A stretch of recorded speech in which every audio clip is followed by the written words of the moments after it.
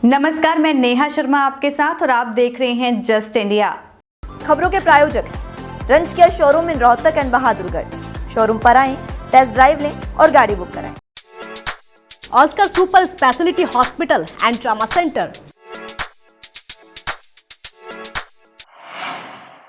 हरियाणा में भारतीय जनता पार्टी के नए प्रदेश अध्यक्ष और सांसद नायब सैनी का चंडीगढ़ में सीएम आवास संत कबीर कुटीर में ग्रैंड वेलकम किया गया है। सीएम मनोहर लाल ने सैनी को गुलदस्ता और शॉल देकर सम्मानित किया। नायब सैनी ने कहा कि नरेंद्र मोदी को तीसरी बार प्रधानमंत्री बनवाने में हरियाणा की अहम भूमिका रहने वाली है। इस मौके पर विधानसभा अध्यक्ष ज्ञानचंद गुप्ता, मंत्री बनवारी लाल, कमलेश राणा भी मौजूद रहे। सबको साथ लेकर के जो हमसे छोटे आयु में हैं उन सब का सहयोग लेते हुए मैं भारतीय जनता पार्टी जो अपेक्षा संगठन ने की है उसके ऊपर सब कार्यकर्ताओं को साथ लेकर के काम करने का पूरा प्रयास करूंगा। ये हमारे लिए, क्योंकि पार्टी ने जो विश्वास व्यक्त किया है कि 2024 के अंदर हरियाणा प्रदेश के अंदर डबल इंजन की सरकार बननी है। बहुत सारी ऐसी योजनाएं हैं जो केंद्र सरकार की योजनाएं हैं, जो नीचे तक जीरो ग्राउंड के ऊपर सीधा सीधा डायरेक्ट लोगों को उस तक लाभ पहुंच रहा है। और प्रदेश सरकार की योजनाएं हैं, पूरा का पूरा संगठन मिलकर के उन योजनाओं को घर घर तक पहुंचाने का काम करेगा और हर व्यक्ति को उनसे अवगत कराने का काम वो करेगा कि कांग्रेस जिस प्रकार से झूठ बोल करके लोगों को बरगलाने का काम करती है, उनको गुमराह करने का काम करती है, आम लोगों को उस झूठ से बचाने का काम हमने करना है। और पार्टी ने जो अपेक्षा की है उसके ऊपर संगठन का विस्तार करते हुए, संगठन को मजबूत करते हुए पार्टी की अपेक्षाओं के ऊपर खरा उतरने का काम करेंगे। हरियाणा के गृह मंत्री अनिल विज ने पूर्व सीएम भूपेंद्र सिंह हुड्डा पर भ्रष्टाचार को लेकर दिए बयान के बाद राज्यसभा सांसद दीपेंद्र हुड्डा ने पलटवार किया है। दीपेंद्र ने कहा है कि अनिल विज पहले यह बताए क्या कोई अदालत है या कोई जज। बीजेपी के पास ऐसी कोई जेल नहीं बनी जो उन्हें लोगों की लड़ाई लड़ने से रोक सके। हुड्डा रोज नए नए सबकबाग दिखाता रहता है। भूपेंद्र सिंह हुड्डा, तू सबकबाग क्या दिखाता है? तू जिंदगी में दोबारा मुख्यमंत्री नहीं बन सकता। तेरे लिए मैंने जेल में कमरा तैयार करवाया। धमकी नहीं है इनके पास और कोई ऐसी जेल नहीं बनी बीजेपी के पास जो हमें ईमानदारी से लोगों की लड़ाई लड़ने से रोक सके। ये जो बारी बारी बोलते हैं कि ये जो है, ये आज नहीं बोल रहे, 9 साल से बोल रहे हैं। क्या ये कोर्ट है? क्या ये जज हैं? कैसे बोल सकते हैं? कोई सरकार में बैठा हुआ कोई व्यक्ति, आज आपने बोला, मेरे से प्रश्न पूछा कि इतने घोटाले गिनवाए, तो मैंने यही कहा कि जांच होनी चाहिए और जांच के उचित कार्रवाई होनी चाहिए। मैंने नहीं कहा कि किसी को जेल में डलवाएंगे, किसी को जेल, क्योंकि ये तो प्रजातंत्र का तो ये तो नियम है कि जांच हो। ये इनको किसने अधिकार दिया भाई ये कहने के लिए? और हरियाणा का एक जो ट्रेडिशन है, किसानों के लिए आप देखेंगे कितने काम किसानों के लिए हुए हैं। पहली सरकारों ने आप देखें, पहली सरकारों ने क्या करा?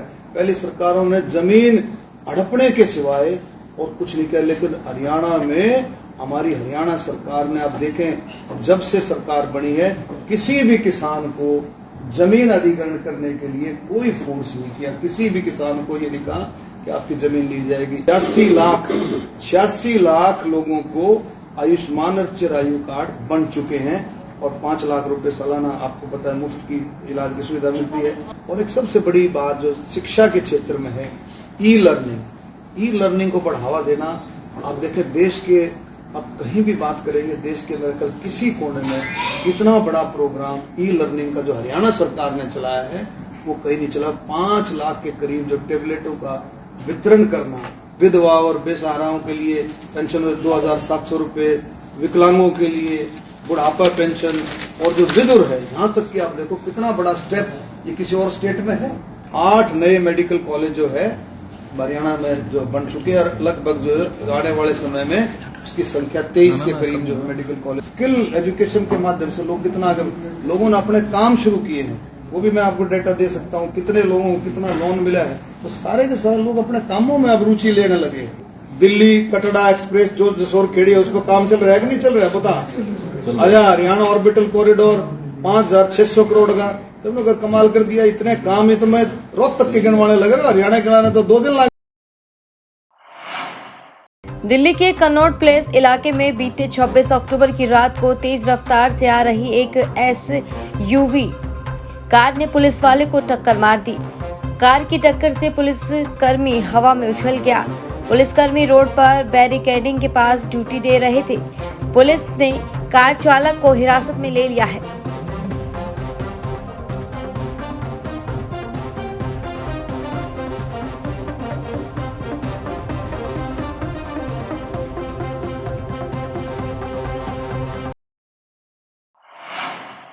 हरियाणा के कैथल में शुक्रवार देर रात पुलिस और बदमाशों के बीच मुठभेड़ हो गई।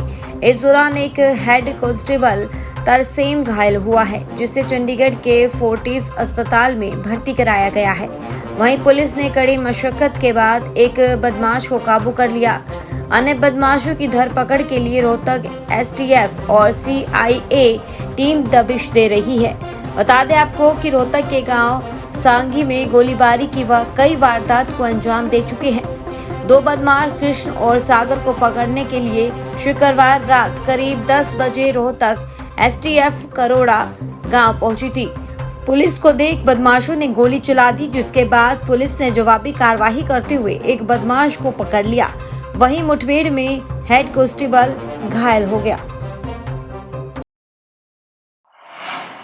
हरियाणा के रेवाड़ी जिले में महेंद्रगढ़ रोड पर शनिवार को एक तेज रफ्तार कार का स्कूटी को बचाने के चक्कर में संतुलन बिगड़ गया। गांव सीहा के पास स्कूटी को टक्कर लगने के बाद कार सड़क किनारे पेड़ पर टंग गई। हादसे में स्कूटी सवार को तो गंभीर चोटें आई, लेकिन कार ड्राइवर को खरोच तक नहीं आई। वहीं खोल थाना पुलिस ने हादसे की जांच शुरू कर दी है। मिली जानकारी के अनुसार महेंद्रगढ़ जिला निवासी मोनू अपनी वेन्यू कार से शनिवार सुबह रेवाड़ी किसी काम से आ रहा था। गांव सीहा के समीप अचानक आगे चल रही एक स्कूटी सवार ने अपनी स्कूटी को पेट्रोल पंप की तरफ मोड़ दिया। मोनू ने स्कूटी सवार को बचाने के लिए तुरंत इमरजेंसी ब्रेक लगाए, तो कार की रफ्तार तेज होने के कारण संतुलन बिगड़ गया। हरियाणा के रोहतक शहर से होकर गुजरने वाली रेलवे लाइन पर शुक्रवार रात को ट्रेन से कटकर 2 युवकों की मौत हो गई। एक एक्सीडेंट रोहतक के गांधी कैंप के पास एलिवेटर ट्रक पर हुआ और वहीं दूसरे युवक का शव हिसार बाईपास फ्लाईओवर के समीप रेलवे ट्रैक पर पड़ा हुआ मिला। रोहतक स्थित गांधी कैंप के एलिवेटर ट्रक पर पानीपत जाने वाली ट्रेन की चपेट में आने से एक युवक की मौत हो गई, जिसकी पहचान विनय के रूप में हुई है। अभी यह स्पष्ट नहीं हो पाया है कि सुसाइड है या हादसा। पुलिस द्वारा मामले की जांच की जा रही है। यमुनानगर से खबर है, जहां सड़क किनारे खड़ी एक महिला को कार में लिफ्ट देने के बहाने पहले उसे कार में बिठा लिया गया। जैसे ही महिला कार में बैठी, तभी बदमाश युवक कार को खेतों की तरफ ले गए। महिला का आरोप है कि खेतों में ले जाने के बाद महिला के साथ चारों युवकों ने दरिंदगी को अंजाम देना शुरू कर दिया। जब पीड़ित महिला ने इन बदमाशों को ऐसा करने से रोका, तब भी बदमाश नहीं रुके, जिसके चलते पीड़ित महिला ने शोर मचाया। चारों युवक दुष्कर्म की घटना को अंजाम देने के बाद मौके से फरार हो गए हैं। जैसे तैसे पीड़ित महिला थाने में पहुंची और उसने अपनी आपबीती पुलिस को सुनाई। यमुनानगर में दंपति और उनके बेटे ने संदिग्ध हालात में जहरीला पदार्थ निगल लिया, जिसमें पति पत्नी की मौत हो गई, जबकि बच्चे का अस्पताल में इलाज चल रहा है। मृतक के पास से 5 पेज का सुसाइड नोट मिला है। उसने पत्नी और उसके बॉयफ्रेंड को मौत का जिम्मेदार ठहराया है। बताया गया है कि शुक्रवार को सीमा घर से कुछ काम जाने की बात कहकर निकली थी। पीछे से अरविंद ने बेटे के साथ जहर निगल लिया। कॉलोनी के लोगों को इस बात का पता चला तो वो दोनों को अस्पताल ले गए। वहां अरविंद की मौत हो गई, जहां सीमा भी आ गई। सीमा बेटे कुणाल को लेकर निजी अस्पताल में पहुंची और उसे एडमिट करा दिया। इसके बाद वह घर चली गई और उसने भी जहर निगल लिया। परिवार के लोग उसे भी सिविल अस्पताल लेकर पहुंचे, जहां उसकी मौत हो गई।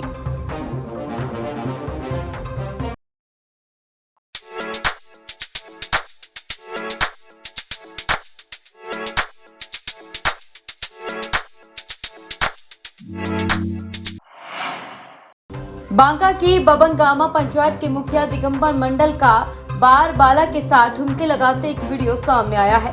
मुखिया की फेसबुक आईडी से वीरवार को ये वीडियो अपलोड किया गया है। अमिताभ बच्चन के फेमस सॉन्ग नशा शराब में होता है तो नाचती है बोतल गाने पर खूब ठुमके लगाए हैं।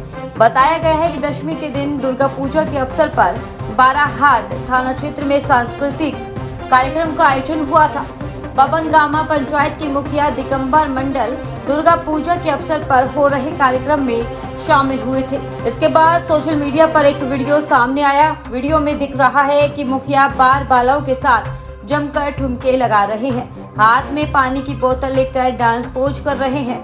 हालांकि बिहार में शराबबंदी है और इसके बावजूद भी मुखिया नशा शराब में होती है तो नाचती है बोतल के गाने पर जमकर ठुमके लगाते हुए दिख रहे हैं।